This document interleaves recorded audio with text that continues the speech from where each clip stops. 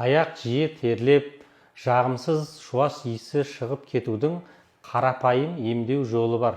Ол ашудас.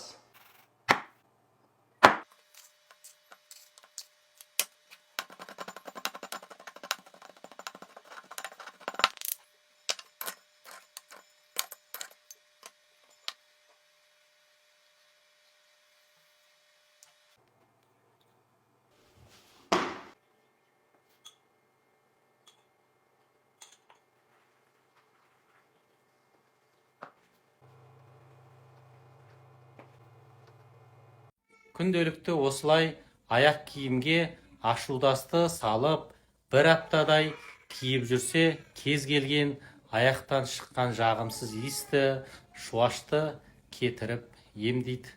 Ауырмаңыздар, әрқашанда табиғи өнімдер қолданып, денсаулықтарыңызды нығайтыңыздар.